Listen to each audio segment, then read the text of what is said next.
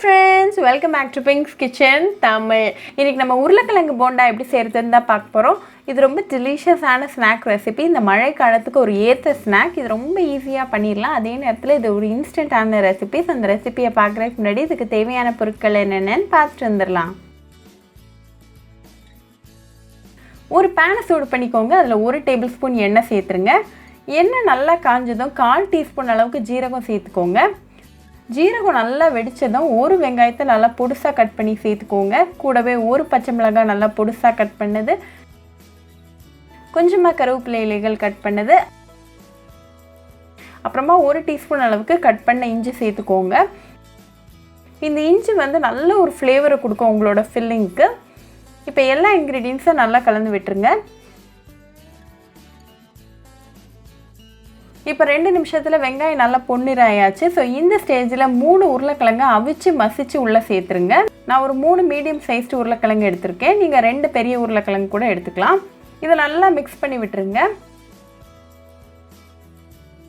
இப்போ இது கூட 1/2 டீஸ்பூன் உப்பு, அப்புறமா 1/4 டீஸ்பூன் மஞ்சள் தூள் சேர்த்துக்கோங்க.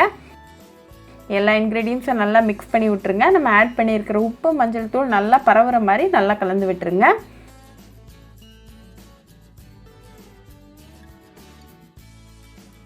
இப்போ நம்மளோட ஃபில்லிங் ரெடியாக இருக்குது. ஸோ ஃப்ளேம் ஆஃப் பண்ணிட்டு கொஞ்சமாக கொத்தமல்லி இலைகளை சாப் பண்ணி சேர்த்துக்கோங்க. இதையும் நல்லா மிக்ஸ் பண்ணி விட்டுருங்க. இது ஒரு 5 மினிட்ஸ் ஆறட்டும். நம்மளோட ஃபில்லிங் ஆறிட்டு இருக்கிற டைமில் நம்ம மாவு கரைச்சிடலாம். ஒரு மிக்சிங் பவுலில் 1 கப் அளவுக்கு கடலை மாவு, 2 டேபிள் ஸ்பூன் அரிசி மாவு, 1 டீஸ்பூன் மிளகாத்தூள், அப்புறமா 1/2 டீஸ்பூன் உப்பு சேர்த்துக்கோங்க. எல்லா இன்க்ரீடியன்ஸையும் நல்லா மிக்ஸ் பண்ணி விட்டுருங்க.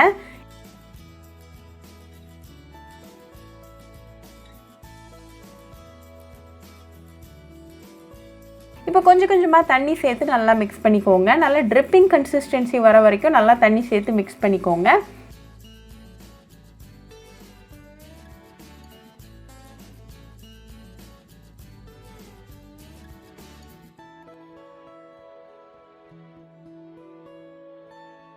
இப்போ நமக்கு பர்ஃபெக்டான கன்சிஸ்டன்சி இருக்குது. ஸோ இதை ரெடியாக வச்சுக்கோங்க.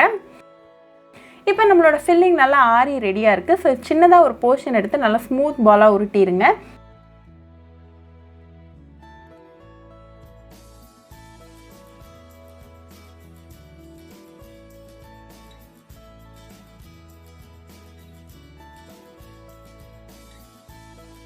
இதே மாதிரி எல்லா உருண்டைகளையும் உருட்டி ரெடியாக வச்சுக்கோங்க.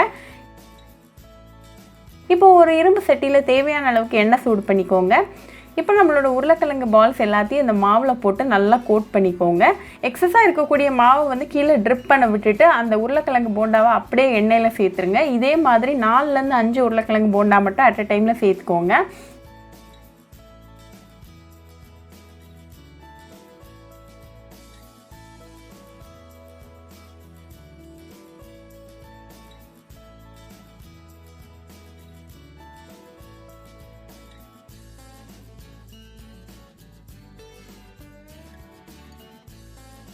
இது ஒரு மீடியம் ஃப்ளேமில் ஒரு 2 மினிட்ஸ் நல்லா ஃப்ரை ஆகட்டும். 2 மினிட்ஸ் கழிச்சு அடுத்த சைடு திருப்பி போட்டு அகெயின் 2 மினிட்ஸ் ஃப்ரை ஆகட்டும்.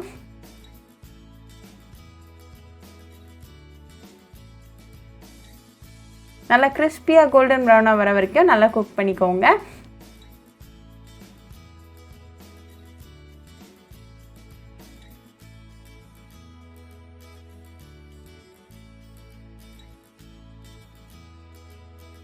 இப்போ நம்மளோட உருளைக்கிழங்கு போண்டா நல்லா குக்காகி ரெடியாக இருக்குது. ஸோ இதை ஆயிலேருந்து நம்ம ரிமூவ் பண்ணிடலாம்.